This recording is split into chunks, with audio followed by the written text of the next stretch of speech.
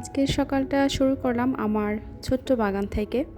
ডাঁটা শাকের বীজগুলো অনেক দিন ধরেই সংগ্রহ করার কথা ভাবছিলাম, আজ অবশেষে সময় পেলাম। আসসালামু আলাইকুম, কেমন আছেন সবাই? আজকে অবশ্য আরও একটা স্পেশাল রেসিপি আছে, ইফতারের জন্য একটা সহজ মেনু। আর পাশাপাশি যারা ইফতারের সময় একটু ভাজা পোড়া অ্যাভয়েড করে একটু কার্বোহাইড্রেট খেতে পছন্দ করেন, তাদের জন্য এটা ভালো একটা রেসিপি হবে এবং সময়ও কম লাগে আর যথেষ্ট পরিমাণে শক্তিও পাওয়া যায়। তো এরকমই একটা খাবারের রেসিপি শেয়ার করব। এটা যদিও অনেকে হয়তো চিনে থাকেন, বাট আমার মনে হলো যে আমার মতো করে আমি যে তৈরি করি এটা আপনাদের সাথে শেয়ার করা উচিত। কারণ লাইফস্টাইল ব্লগগুলো তো এমনই হয়, আমরা যে যার মতো করে যখন যেই কাজটা করি সেটাই সবার সাথে শেয়ার করি।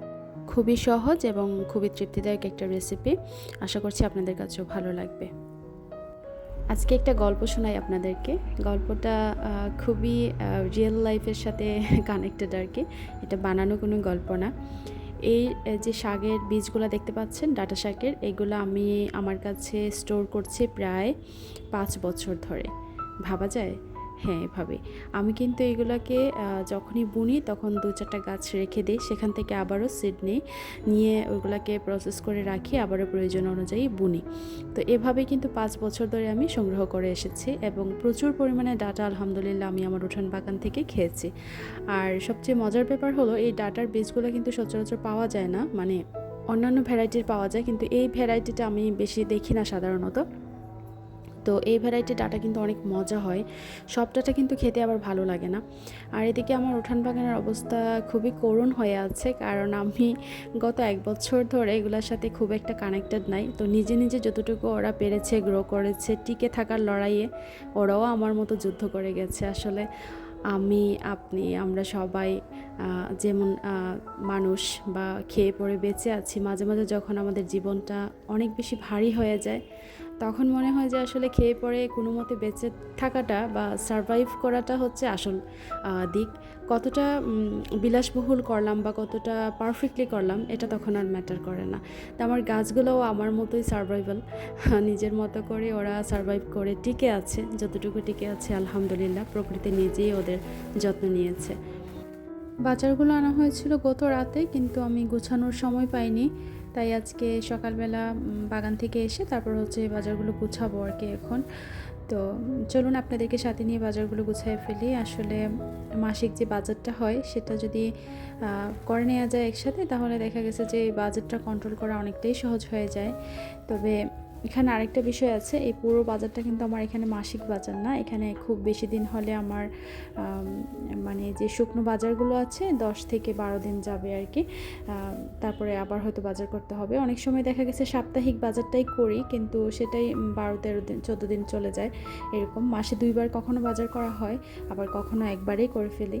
তো এভাবেই আর কি সংসারের সব কিছু একটা ব্যালেন্সিং সিস্টেমের মধ্যে দিয়ে যায়। এটা আপুরা যারা আছেন তারা তো বুঝবেন, এক একটা সংসারের এক একটা সিস্টেম থাকে, সেই অনুযায়ী আসলে বাজার, সেই অনুযায়ী সব কিছু করতে হয়। যেগুলো হচ্ছে আগে ব্যবহার করা হবে সেগুলো সামনে রেখে দিব, আর যেগুলো পরে ব্যবহার করা হবে সেগুলো একটু কোনো কন্টেইনারে কিছুতে একটা ঢুকিয়ে রাখবো। তো এগুলো আস্তে ধীরে সবগুলোই হচ্ছে আমি বক্সে বা বয়ামজাত করে রাখবো। এবার শীতে হচ্ছে আমি চট্টগ্রামে ছিলাম না, বাবার বাড়িতে ছিলাম।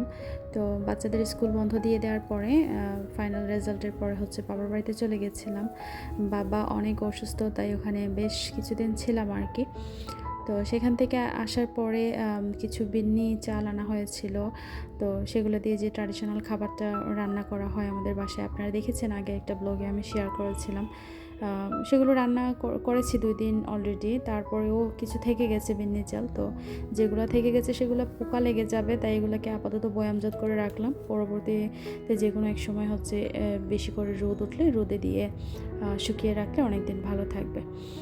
তারপর হচ্ছে লবণটা বয়ামজাত করে নিলাম। আর এদিকে কিছু টক বড়ি আনা হয়েছিল, সেগুলোকে হচ্ছে ধুয়ে কয়েকটা এখন খাবো, খেতে খেতে রান্না করব আর আপনাদের সাথে গল্প করব। অবশ্যই সাথে থাকার অনুরোধ করছি, সাথে থেকে পুরো ব্লগটা এনজয় করার অনুরোধ করছি। সেই সাথে আরও রিকোয়েস্ট থাকছে, যাদের কাছে আমার ব্লগ রেগুলার দেখতে ভালো লাগে তারা প্লিজ কমেন্ট করে জানাবেন এবং সাপোর্ট করার অনুরোধ করছি, সাবস্ক্রাইব করে পাশে থাকবেন। দীর্ঘদিন ধরে ব্লগ আপলোড না করার পরেও যারা ভালোবেসে সাবস্ক্রাইব করেছিলেন এবং থেকে গেছেন আমাকে না চেনার পরেও, তাদের প্রতি আসলে আমার আন্তরিক কি বলবো, কৃতজ্ঞতার কোনো শেষ নেই আসলে। আমি অনেক বেশি কৃতজ্ঞ আপনাদের কাছে। এতদিন ধরেও আপনারা আমার এত চড়াই উতরাই গিয়েছে, আমি আপনাদের কাউকেই কিন্তু আমি জানাইনি যে অ্যাকচুয়ালি আমি কী ধরনের প্রবলেমের মধ্য দিয়ে যাচ্ছি। আসলে জীবনটা না মাঝে মাঝে অনেক বেশি ভারী হয়ে যায়, তখন আসলে খুবই স্বাভাবিক নিয়মের মধ্য দিয়ে যেতে হয় এবং সেটাই অনেক বেশি কষ্টকর হয়ে যায়। তখন লাইফটাকে চালিয়ে নেওয়াটা অনেক বেশি কষ্টকর হয়ে যায়। তো যাই হোক, সব কিছুর পরে আবারও আপনাদের সাথে কানেক্টেড হতে পেরেছি, এটা আমার সবচেয়ে বেশি ভালো লাগার একটা জায়গা। আপনাদের সাথে গল্প করতে, আপনাদের সাথে সময় কাটাতে আমার অনেক বেশি ভালো লাগে, আলহামদুলিল্লাহ। তো চলে এসেছি, আমি আজকে একটা স্পেশাল রান্না আপনাদের সাথে শেয়ার করছি। এটা হচ্ছে ছোলা বুট দিয়ে পোলাও রান্না করছি আর কি, ছোলা বুটের পোলাও। তো এটা হচ্ছে রমজান মাসে আমার অনেক বেশি প্রিয় একটা খাবার। যারা কার্বোহাইড্রেট অনেক বেশি নিতে পছন্দ করেন তাদের জন্য একটা বেস্ট রেসিপি এটা হতে পারে। আমি জানি যে আপুরা আমার চ্যানেল ওয়াচ করেন তারা প্রত্যেকেই অনেক গুণী মাশাল্লাহ করে, এবং যেহেতু আমরা লাইফস্টাইল ব্লগ চ্যানেল চালাই সেই ক্ষেত্রে দেখা গেছে যা রান্না করি, যেভাবে করি সেটাই আপনাদের সাথে শেয়ার করতে হয়। মানে এটাই হচ্ছে লাইফস্টাইল ব্লগের সিস্টেম আর কি। তো সেই জায়গা থেকে আর কি শেয়ার করা, আদারওয়াইজ এগুলো আপনারা জানেন পারেন। তো আমি হচ্ছে গিয়ে ছোলার পোলাওগুলো রান্না করার জন্য এখানে 8-10টার মতন এলাচ ফাটিয়ে নিয়েছিলাম, 2 টুকরা দারুচিনি, আর লবঙ্গ দিয়েছি 2 থেকে 3টা, 5 থেকে 6টা মতন তেজপাতা দিয়েছি, আর ছোলাগুলো দিয়ে দিয়েছি। তার উপরে 1.5 চা চামচ মতো আদা বাটা, 1 চা চামচ রসুন বাটা দিয়ে ছোলাগুলোকে ভুনে নিয়েছি, সাথে চালগুলোকে ভুনে নিয়েছি। মানে একটু ভাজা ভাজা করে নিলে আর কি পোলাওটা একটু ঝরঝরে হয়, এই আর কি। তারপরে এখানে পোলাওর চাল আমি ব্যবহার করেছি 3 কাপ মতো, পানি দিয়েছি তার দ্বিগুণ দিয়ে আমি পোলাওটা রান্না করে নিয়েছি। তার মধ্যে একটুখানি চিনি ব্যবহার করেছি স্বাদের ব্যালেন্সিংয়ের জন্য। আর এদিকে হচ্ছে আমি একটু মাংস ভুনে নিচ্ছি, এটা মুরগির মাংস। তো পোলাও দিয়ে আজকে দুপুরের খাবারটা আমরা মুরগির মাংস দিয়ে খেয়ে নিব, একদম সিম্পল রান্না বান্না। আর আমি আসলে এখন রান্নার খুব একটা ঝামেলায় যেতে পারি না, যেতে চাইলেও পারি না। 2টা বাচ্চার পড়াশোনা নিয়ে দৌড়াদৌড়ি, সংসারের এভরিথিং গোছানোর পরে দেখা যায় যে ও তো বিলাসবহুল করে 4-5 পদ নিয়ে রান্না করা, ওগুলোতে আগের মতো করে সময় দেওয়া এখন আর আসলে হয়ে ওঠে না। আর সবচেয়ে মজার ব্যাপার কি জানেন, আমরা গৃহিণীরা কিন্তু রান্নাঘরে প্রচুর সময় দিই। ওই সময়টাকে যদি আমরা একটু হিসাব নিকাশ করে একটু আলাদা করি, তখন দেখা যায় যে নিজেদের প্রয়োজনীয় কাজে সময় দেওয়া যায়, বাচ্চাদেরকে সময় দেওয়া যায়, অনেক কিছুই করা যায়। সেক্ষেত্রে কিচেনের টাইমটা আরেকটু সহজবোধ্য হয়, তাই না? উঠান বাগান থেকে রান্নাঘর, এই ছিল আমার আজকের গল্প। সাবস্ক্রাইব করে পাশে থাকার অনুরোধ করছি। শীঘ্রই আসবো ইনশাল্লাহ নতুন কোনো গল্প নিয়ে। আল্লাহ হাফেজ।